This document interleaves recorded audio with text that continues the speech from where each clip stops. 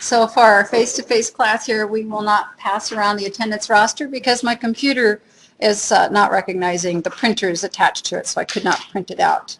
So I will bring it again Friday, Monday, Wednesday, or not Monday, obviously, but Wednesday, Friday of next week. So most of you were all here yesterday, so we've got at least one of your attendances down for the record, so that's great. We were finishing up the gustation taste phenomenon. So remember, everything is a perceptual process, and so we're talking about how the receptors are constructed and then how that information then gets transduced and sent to the brain. So we're talking about these complex sensory receptors, and there are actually only 5 basic taste sensations. And so the richness of your experience when you eat is related to the combination of these tasting sensations. So like in this, with the olfactory information, you have certain basic genes that are only going to respond to a certain basic chemical group, and this is what we actually have here, and it is a group of chemicals that will activate them. And so any type of sugar will activate that taste receptor, and so the information related to the brain is basically related to the amount of activation for that taste receptor. But like a palette of red, blue, and yellow, it's the combinations that you actually can create that will give you that information in the brain. So from red and blue, when you combine them together, you can create purple, and so you have to realize it's the various sensory receptor activation that gives you some of that phenomenon of taste. The other thing that gives you the phenomenon of taste that you actually experience, because in our notes we talk about here, we have sweet, which is activated by sugars and alcohol. Sour, acids will activate those taste bud receptors. Salty foods, inorganic salts actually activate those guys.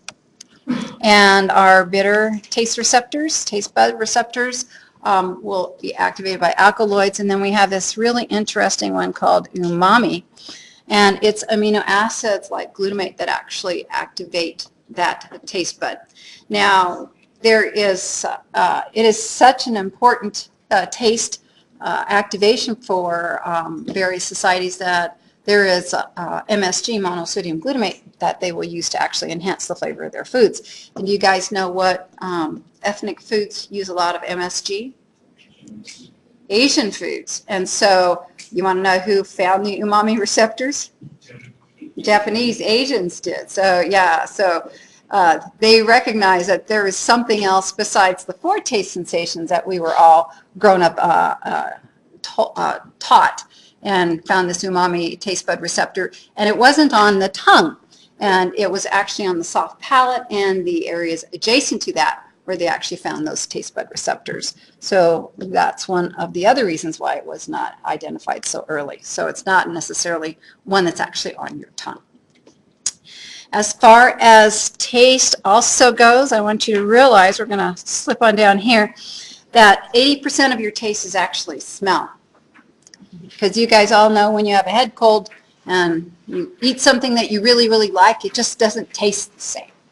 And so part of our taste, our eating pleasure is actually, a large part of that is actually comes from olfaction. That's why your mom was right. You're supposed to chew your food well in your mouth. You're not just supposed to shovel it down your throat. Because when you chew it well, you actually have a better appreciation for it. In other words, chewing will break it down into smaller particles and allow it to mix with saliva and allow it to get to the taste buds, right? Because not all taste buds are on the top of the papilla. Others are in basically the crevices, and so in order to get them down into the crevices, when you chew up your food and mix it with saliva, you get a better appreciation for the taste of the food.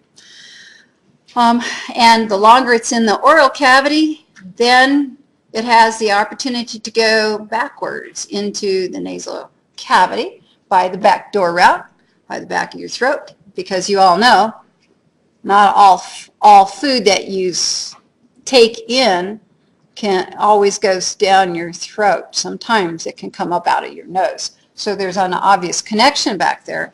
You are much more aware of that if you actually vomit, unfortunately, because not only does vomit come out of your mouth, it comes out of your nose often. So we have that connection. The more you chew it, the better release of those volatiles will actually be able to go through the posterior aspect and get into that area.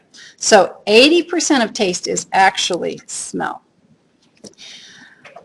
As I was just touching on, in order to actually have a taste experience, your chemical has to dissolve in saliva. What's the predominant component of saliva? What is it made out of mainly? Water, so it has to be water soluble. It must come into contact with a gustatory hair, so that's why you have to chew it and has to mix with saliva. Well, if you have a dry mouth, are you going to have, is that going to enhance or detract from your tasting experience?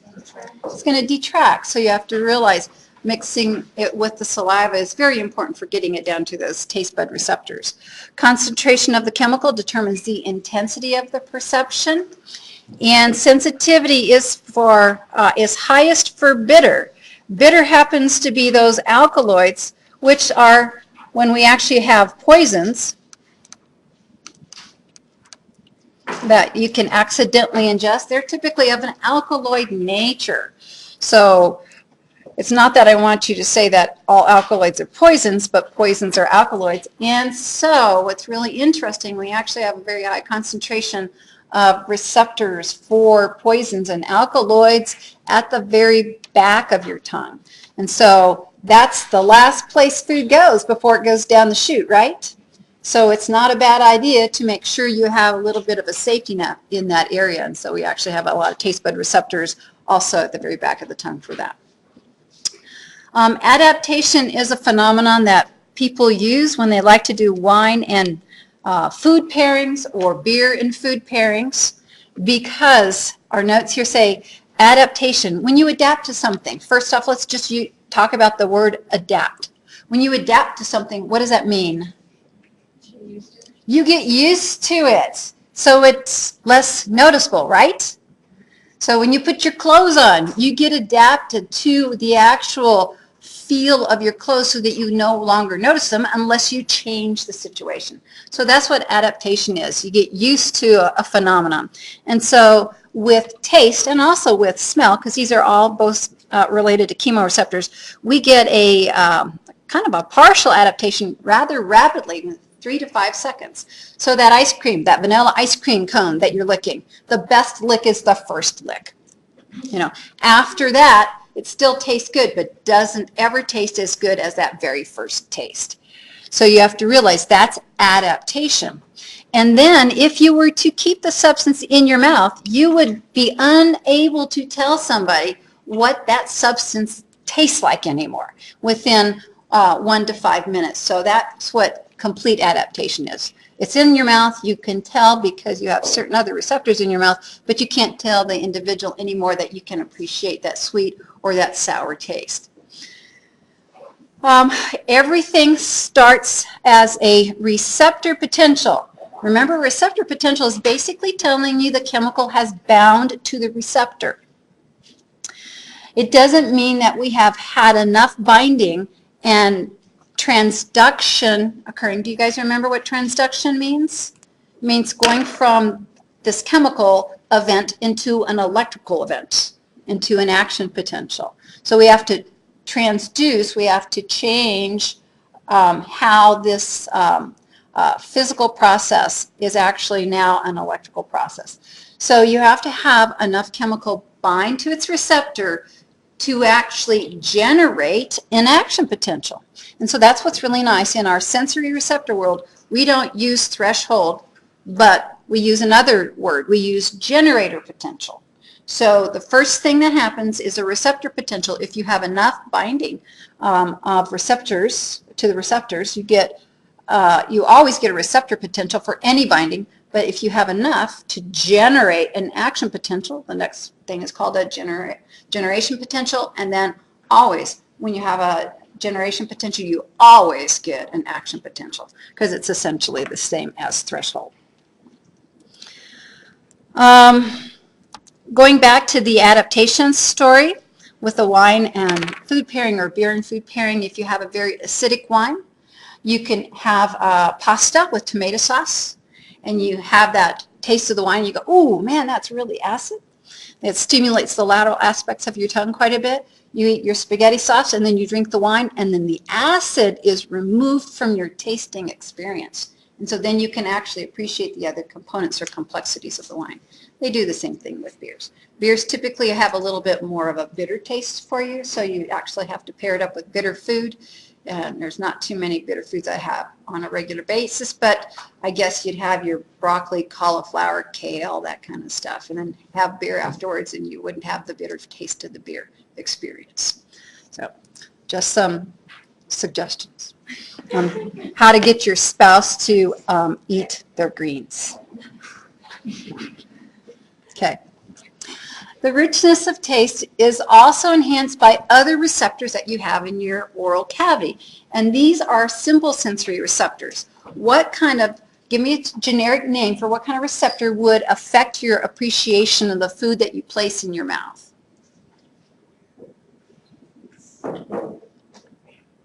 See? Mechanoreceptors, that's right. Some sort of mechanical stimulation, stretch, pressure, touch, right. So indeed, mechanoreceptors.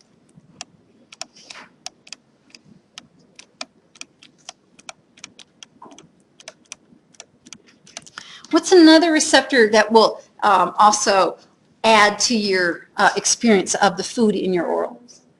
Thermoreceptors, that's right, whether it's hot or cold.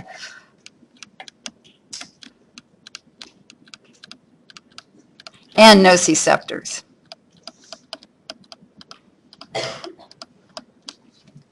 So, you know, I like crunchy potato chips. You know, what can I say? Just mushy potato chips just don't. They make me want to spit them out. And then also, I prefer hot coffee to cold coffee unless it's hot outside, and then I like cold coffee. You know, it depends upon the environment.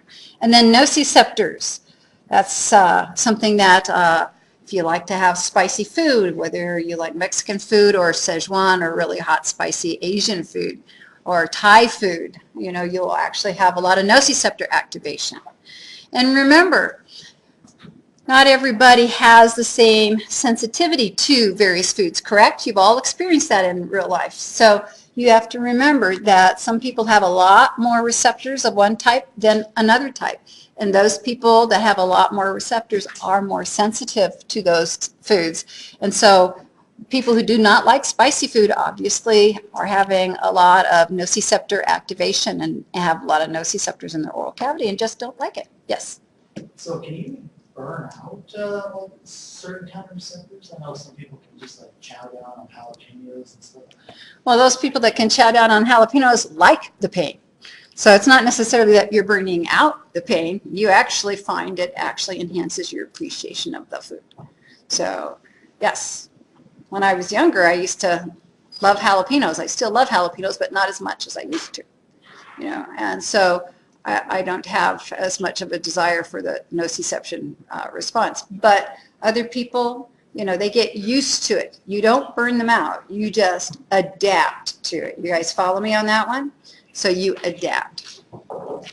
Now we're off to eyes and vision, which you guys have almost all of you have almost done this in lab. We just have a few more labs for the first week. And we have no labs, remember, next week because we have no lecture on Monday. There will be a recorded lecture made available to you for Monday because we don't want to get behind. We actually prefer to finish our lectures early at the end of the semester, which gives you more time for all of those lovely final exams and other exams you're experiencing.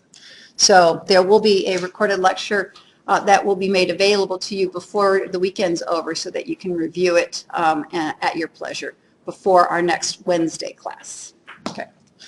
Eyes and vision, fascinating. 70% of all of our sensory receptors in our body are actually in our two eyeballs.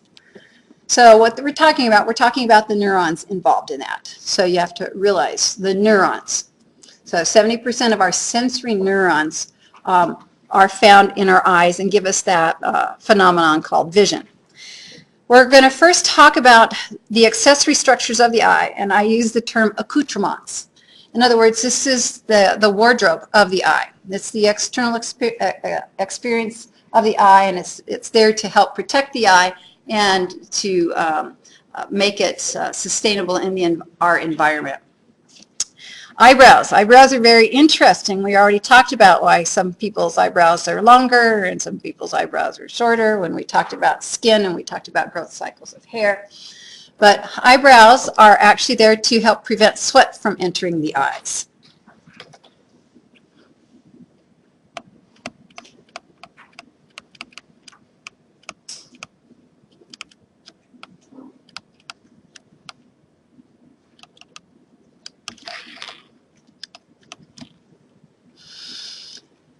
Some people have caterpillars for eyebrows, and they don't have much sweat ever entering their eyes, but some people, for some reason, pluck all their eyebrows off and make a line there, and so no longer have that lovely protection of sweat for their eyes. And you probably guessed those that pluck all their eyebrows off don't plan on sweating anyway. So that's my only comment for that. Life is interesting. You know, when you start to make some of these observations, you go, yeah, you kind of understand this stuff. Eyelids, they are also called palpebrae, and so that's a term that you'll have to memorize, and sometime you think you'll never ever hear it again after A&P, but you will hear it. So we have two eyelids. We have the upper or superior palpebrae, and we have the lower or inferior palpebrae. And because we have these two lids, they come together at angles, and we call that area where they come together canthi. That's plural for canthus, which is singular.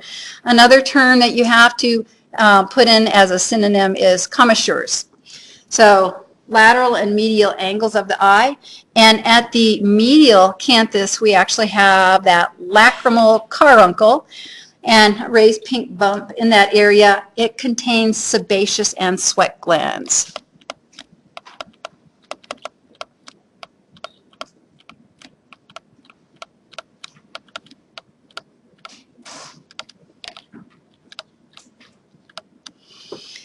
And so if it gets a little overactive and you're not closing your eyes very well at night, then you'll end up with that little grit, that eye sand. And that's basically coming from that lacrimal carbuncle.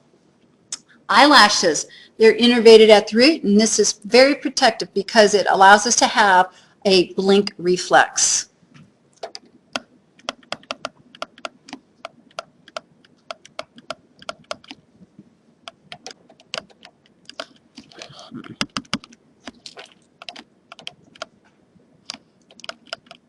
When touched or stimulated. And so if you are doing some sort of testing to make sure that things are intact with the various components of the eye, just actually messing with somebody's eyelashes will automatically make them blink, especially if it's unexpected. And so indeed, this also is protective. So you have to understand all of these features here are designed to protect the surface of our eye. Within our eyelids, because we're still in the eyelids area, we have these things called tarsal glands. They produce an oily secretion. And also, isn't that what sebaceous is all about? Sebaceous glands make an oily secretion also. And this oily secretion is designed to lubricate the surface of the eye. Why would we want to have the eyelid surface lubricated? Just out of curiosity. Why do we like to lubricate surfaces? To reduce friction, right? And the friction comes from blinking, yes. So we actually have this oily secretion produced to help minimize any sort of trauma that would be induced by rubbing two surfaces together, and that's coming from the tarsal glands. They are embedded in these structures called tarsal plates. So this is some dense CT in your upper and lower eyelids. Their ducts empty at the edge of your eyelids, adjacent to your eyelashes. Now, the tarsal plates are dense CT structures in the eyelids. We have the superior tarsal plate is larger than the inferior one, and it's the one that kids like to discover and freak out their friends with. Because all you have to do is evert your upper eyelid, and you can show off your superior tarsal plate. And that's kind of what people like, little kids like to do. I don't know. Maybe you guys didn't play with the kinds of kids I played with. You know? So everybody was trying to see what kind of a response they could get from other people sometimes. And so that was actually one of those. So the oily secretion is going to lubricate the surface of the eye, and also that little bit of oil helps to prevent drying or desiccation. The next structure that we're going to talk about is the conjunctiva, and our notes here call it a transparent mucous membrane. Well, that's obviously in a living subject. In a subject that is no longer living and that has been preserved, that conjunctiva is not so clear. Did you guys notice that on your cow eyes? Was it clear anymore? No, so it was actually quite cloudy. And that's because of the preservation process, and we actually don't have normal things being removed from that membrane because of loss of perfusion or blood supply. And it does say, remember, it's a mucous membrane, and it is well supplied with blood vessels and glands. So that mucous membrane, our conjunctiva, is well supplied with blood vessels and glands, and you don't know that until they become inflamed. When they become inflamed, what do we call that condition? Conjunctivitis. So it's important that you realize that vascularity that you see was always there, but the vessels were very small when they weren't inflamed. But once they became inflamed with the histamine that's produced during inflammation, they actually dilate on up, and that's why also you can take an antihistamine to actually reduce conjunctivitis too. So histamine is one of the chemicals that's being released that actually causes the vessels to dilate and cause that inflamed or red look with the eye. What's important for you to realize is, where is the conjunctiva? You guys all think it's on the surface of the eye. Well, it lines the eyelids.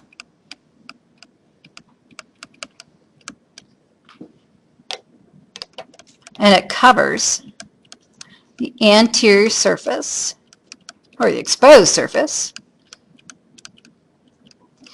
of the sclera.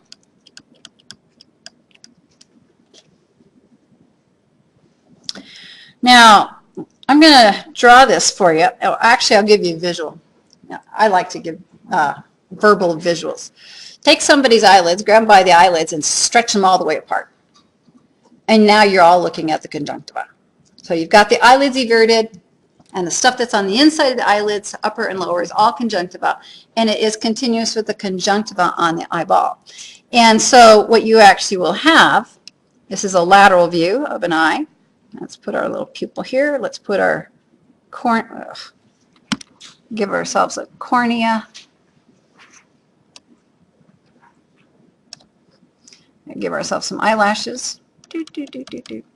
And our conjunctiva is stitched, so to speak, to the outer edge of our eyelid, and it goes in a little bit, and then over, in a little bit, and then over, and stops here at the sclerocorneal junction.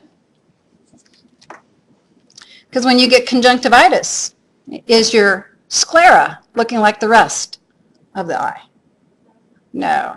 And that is very important. There's other things that are actually protecting the cornea of the eye. And it's a stratified squamous epithelium, and we'll get into that in a little bit. But if you actually had conjunctivitis and it covered the cornea of the eye, what would your vision be like? It would be totally messed up. And so even when you actually have inflammation of the conjunctiva, you still want to be able to see to get around. And so it's actually very handy to not have it cover our cornea. So eyelids and the anterior surface of the cornea. The other thing that you don't know, because you haven't thought about it, is the only reason that you don't know this, is that it is this layer, this continuous layer is there and has to be there, especially because you would not be able to wear contacts without that limit, right? Because contacts don't always stay on your cornea. Sometimes they slip off your cornea and are under your eyelid. They didn't slip into your brain. They slipped into the little fold back there between the eyelid and the eyeball itself, and that fold keeps things from going backwards into your brain because it's actually all continuous. So that's a nice little blanket all the way around. So that's why you have to lift up your eyelid, and you have to try and pull it on down or move it on around and manipulate it in order to get it back out to where you want it to be. So those of you that don't wear contacts have no idea what we're talking about. So unless you actually know somebody who's had contacts and they say, can you help me find it? Because they can't find it all the time. and they think that it's gone into their brain. And you can say, no, it hasn't gone into your brain. It's back there somewhere. Or it fell out and you didn't realize it. So, the lacrimal apparatus is also an external feature of our eye. It's really interesting. Our lacrimal gland is in the upper outer quadrant of the orbital cavity area, and it has its own little ducts that release lacrimal fluid. What's a common name for lacrimal fluid? Tears. And it actually washes over the surface of the eye from the upper outer quadrant to a inner or medial and inferior area. And so it literally is able to wash across our exposed surface of our eye. And that's really good because it helps to keep our eye also lubricated and cleansed, correct? And so this lacrimal gland is always producing a little bit of tears for you. And these tears are always washing across your eye into a nasal direction inferiorly. And then they actually exit the surface area of your eye through these two little guys called puncta. So we have lacrimal puncta, and you can see them. You know, you can evert your lower eyelid, and it's easier to see the inferior lacrimal puncta, but we have one superiorly. They empty into our little canaliculi. Remember, those are little canals, into the little canals, which then empty into the lacrimal sac. You guys remember that little lacrimal bone associated with the skull?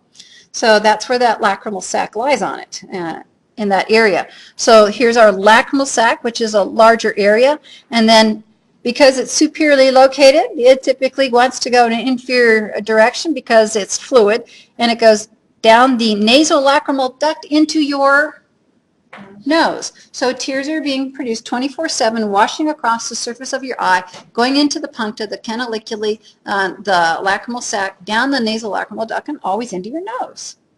So it adds a little bit of moisture content to your nose. This happens all the time. And then sometimes we cry a lot. And when we cry a lot, we sniff a lot, don't we? And so sometimes the tears don't fall down your face, but you're having excessive tear production, and so you'll find that you'll be doing some excessive sniffing if you don't want your tears exposed to the rest of the world. But if you can't, if you overwhelm that system, then you have tears on your face, correct? And sometimes infants are born with a problem, that their puncta has not completely opened up. And if you actually have your lacrimal puncta not open or patent is another word for open, what will happen? They have little tears running down their little face. And so they're not hurt. There's nothing wrong. It's just that the puncta hasn't opened up. The canaliculi is not as also may not be quite patent. And as they grow, typically it will suddenly pop open and then they will stop tearing down their face. So the tears on their face aren't any harm to them, but they don't want to have a teary face for the rest of their lives. And so if it doesn't open up by about 6 months or so, you know, the doctor will talk to you about maybe a little procedure to where they actually will dilate that for you and get it opened back up. People with dry eyes, do you know one of the treatments for people who have dry eyes would be? Actually putting a plug in the puncta. Think about it. If you plug up the little puncta, you have a little bit more moisture there, and so that also helps with dry eyes. So that little puncta is a little bit more important than you realized. So lacrimal fluid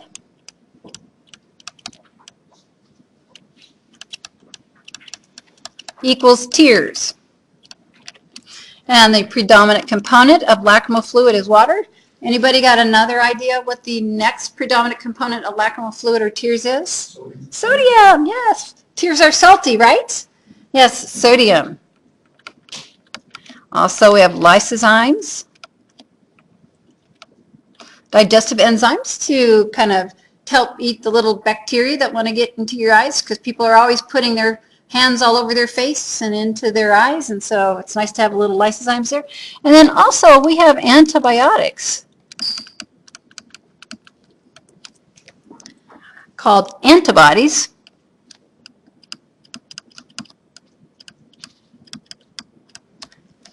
that are part of our lacrimal fluid. Tears, they cleanse, that we just talked about.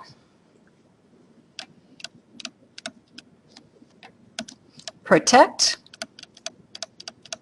via the antibiotics and lysozymes, moisten, and lubricate. So, yes, So what's the actual point of crying?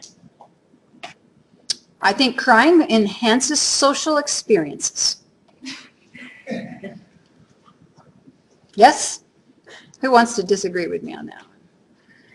Crying makes people want to come and offer support or comfort. But there's no biological. I'm just giving you my theory. Release of like built up. Yes, release of built up feelings and emotions, but overall enhancing a social experience. I'm going to stick with that one for my definition for it anyways. Extrinsic muscles of the eye. So that's part of your eval, is to identify extrinsic muscles of the eye. You are not required to identify the various extrinsic muscles of the eye. You're just required to actually point out, see these muscles here? You can tell these are muscles. They look like muscular tissue, and they are attached to the external aspect of the eye. And that if there are extrinsic muscles of the eye, my goodness, there might actually be intrinsic muscles of the eye. And that's part of what the iris is and the ciliary body. Those are intrinsic muscles of the eye. So extrinsic muscles are attached to the external aspect. Intrinsic muscles are built within the structure itself. We have just 6 muscles for each eye that control the position. We have 4 for the rectus muscles, and we have 2 for our oblique muscles. And the name tells you where you will find them on the globe, and also the direction of movement of the globe.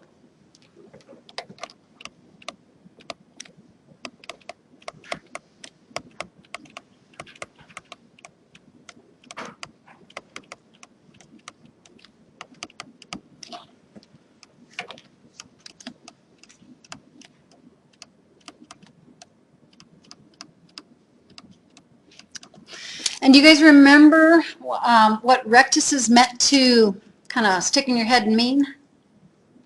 Straight. Rectus is meant to mean straight. So these muscle fibers are all parallel, and so the superior rectus muscle is going to, when it shortens, pull things, and make you look up, and inferior rectus make you look down, things along that line. And so that's, if we only had those muscles, we would be able to use combinations of activations to help us move our eyeball in other directions, but we would not do so well with some of our outward directions of the eye, and so we use our oblique muscles for that. We have an inferior oblique and a superior oblique, and the inferior oblique helps us to look up and out, and the superior oblique is therefore down and out. So this is providing us complex eye movements. And so we have a picture here that actually shows us the various rectus muscles here, superior, inferior, lateral, medial, and then we have a nice superior oblique. And so the name tells you where it's attached to the globe itself, but it's opposite in what you would think as far as how it moves compared to the rectus muscles. So here's where it's attached to the eyeball, and our inferior oblique, here's where it's attached to the eyeball in the lateral aspect. It's confusing, but it is up and out and down and out, inferior and superior oblique eye muscles themselves. What's interesting is look at how all these muscles attach to a common tendon, which actually surrounds our optic nerve. So it's an interesting location for that. Now, when you contract your superior rectus, do you only contract one superior rectus muscle? Do you always look up with one eye? When you look up, you always look up with both eyes. So when we contract our superior rectus, we always contract both. When we contract our inferior rectus, we always contract both. When we contract our medial rectus, we always contract both. And when we contract our lateral rectus, we do not always contract both unless we're chameleons, yes? And then you can move your eyes all the way around. So we aren't chameleons. And so when you contract a lateral rectus, when you want to look off to the left, what do you also activate? A medial rectus of the right eye. And so you inhibit the lateral rectus of that right eye. So we have actually bilateral contraction except for our lateral rectus muscles. Same thing with down and out and up and out, right? Superior and inferior obliques, do we contract both of them at the same time? Nobody looks down, unless you're a chameleon. You know, you can't look down and out with both eyes at the same time. Let's take a look at the structure of the eye. And most of this stuff you guys already know, even those of you that have not attended lab, because you're ready for your eval and you want 5 points. So let's take a look at this structure of the eye. In what kind of section is this, guy? What would you call this type of section that we're looking at here? It's a sagittal section, correct. So this is a sagittal section. Remember, if the eyes were in a person, what would you say this was? And so this is a sagittal section of the eye. And it's easy to recognize the thing that we all see, the cornea, even though it is transparent, yes? And then on the inside of the cornea, we see a hole called the pupil. So the pupil is a hole, and that's like a lumen, correct? A pupil's like a lumen. And then we see the iris, which is what we say, what's the color of your eyes? We're actually referring to that, and that's a muscle. Is that muscle smooth or skeletal? Smooth, very good. Okay, and then we actually have the junction, the scleral corneal junction, which is sometimes referred to as a limbus. And we'll talk about the scleral venous sinus a little bit later. Let's kind of continue with the outer aspect of things. The outermost aspect of the eye is called the sclera, and that's also part of the fibrous tunic, which you have to remember, tunics are coats, and so it's the entire outer fibrous tunic is sclera and cornea. So even though the cornea looks clear, it is technically part of that fibrous tunic. Then when we go inside our globe here, the next layer adjacent to the sclera is called the choroid. The choroid is darkly pigmented and highly vascular, because guess what kind of tissue makes up the sclera? The sclera. Fibrous connective tissue. Regular or irregular? Irregular. So dense irregular fibrous CT. What about vascularity to dense irregular fibrous CT? You can have it, but it's not that great, especially when you guys try and cut through that sclera. That sclera is tough tissue. So that also tells you that its vascularity is minimal, so you have to have a good vascular supply next to it, and that's part of what the choroid is all about for the sclera, as well as the next layer in, which is called the retina. The retina is exceedingly thin. It is your brain. It is the external manifestation of your brain. So you guys remember the sheep brain, how mushy it is. Well, guess what? The retina is also very mushy. And it looks kind of like brain tissue. It's a kind of a combination between gray and white matter, so it looks kind of tannish stuff in the preserved specimen. And it is not attached to the inner aspect of the eye. So your retina is a membrane-like structure that is not attached to the inner aspect of your eye and is only kept in place by two things.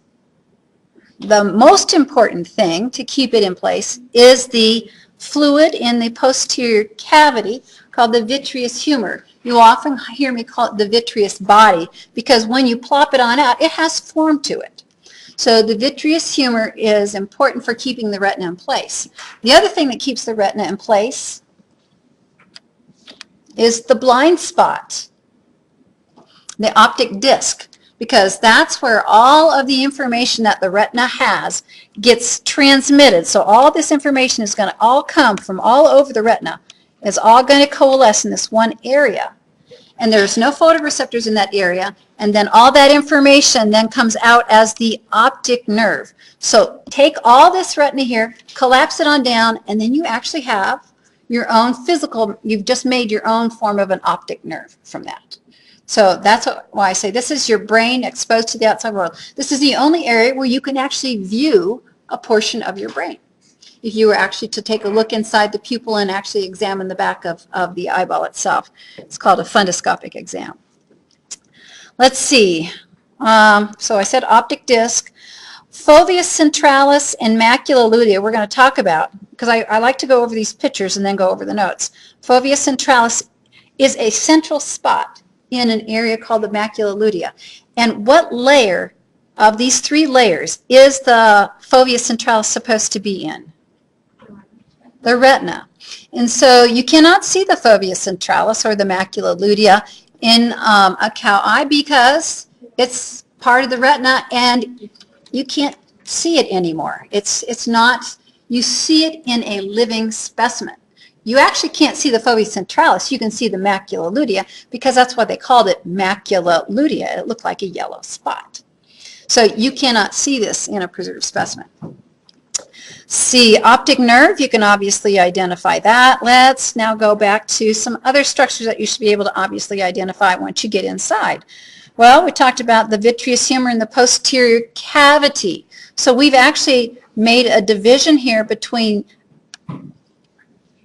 these segments of the eye. And the posterior cavity is behind the lens, and therefore the anterior cavity is in front of the lens. An interesting thing is that we also have chambers. And chambers belong in which cavity? Anterior. And so here is a little note for our anterior cavity, and the dividing line for the chambers is the iris. That's right. So we have an anterior chamber in front of the iris and a posterior chamber behind the iris in front of the lens.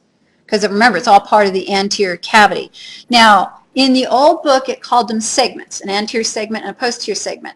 So if that's easier for you to remember segment versus cavity, use that. But if you want to remember it as cavity, for anterior cavity in front of the lens, posterior cavity for behind the lens, that's fine. But don't be surprised if you hear your lab instructors calling it segment, because that's actually how they actually learned it and studied it. Now, here is our iris, the smooth muscle, which is responsible for the whole of the pupil.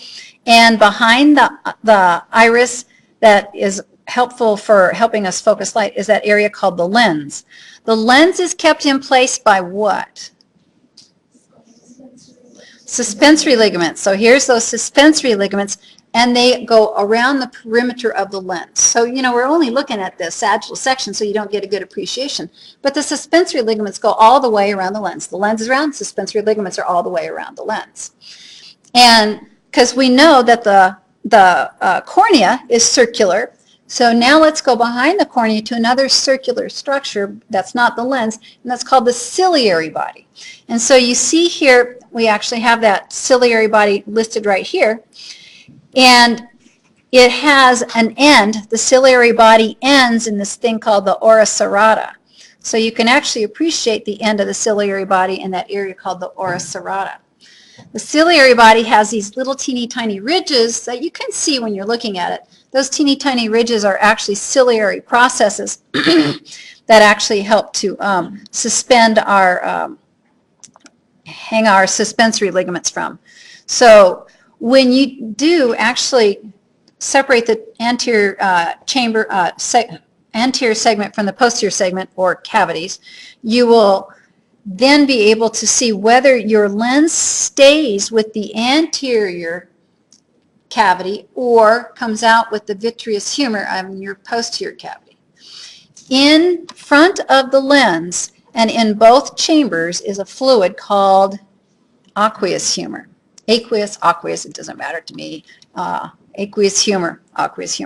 So we have a fluid that is there. That fluid is actually generated by the ciliary body. There's some processes that actually generate the aqueous humor. And so I'm just going through all this stuff right now, and we'll go through notes to reiterate this quickly next time. But the aqueous humor is produced in the posterior chamber. Where does it go once it's produced in the posterior chamber? Does it stay in the posterior chamber? No, because there's a big hole called the pupil. So therefore, it also goes into the anterior chamber. I will tell you that the aqueous humor is synonymous to cerebrospinal fluid. How often is cerebrospinal fluid produced? 24/7. Aqueous humor is produced 24/7. So this is a confined space, yes? And so if you don't want your eyeball to burst or get glaucoma, because that's what actually glaucoma is, high pressure in the eye means that the fluid is not draining properly, right? So if you want to get that fluid out, you have to have a portal to get it out. And that's what this scleral venous sinus is all about. So I want you to realize that is like a gutter all the way around the scleral corneal junction. That scleral venous sinus is a gutter all the way around, and that is designed as an overflow for aqueous humor. And so the aqueous humor leaves our inner aspect of our eyeball and goes back into the venous circulation, just like CSF goes back into the venous circulation. And so if you have anything that blocks that scleral venous sinus, you will have increased pressure inside the globe, which is the same thing as glaucoma. Why is that bad for you? Because when people get glaucoma, what happens to their vision? They lose it. And the reason they lose it is glaucoma is like an elephant sitting on the brain. Right? Isn't the brain all by itself? Because this is what is the brain here? The brain here is the retina. So if you sit on the retina, what will you do to those neurons? You off them. And so that's one reason, too, why they actually do those glaucoma checks on older people, because older people have a tendency to actually have a problem with the drainage. And so they give them medications to help minimize that problem with the drainage. So that leaves us at the end of this. So we just basically went over this anatomy and discussed this. We'll put in notes quickly next time and be done with the anatomy of the eye and go into the physiology of vision. Now, I want you guys to realize with the physiology of vision, it might help you to do just a little bit of reading in advance or listening to old chapter videos, because it's confusing. Everything about the eye is backwards. And I want you to understand, once we get into physiology, it's all backwards. So you have to kind of make your brain a little bit more plastic and willing to work with that. So it's just a suggestion to help you with your understanding.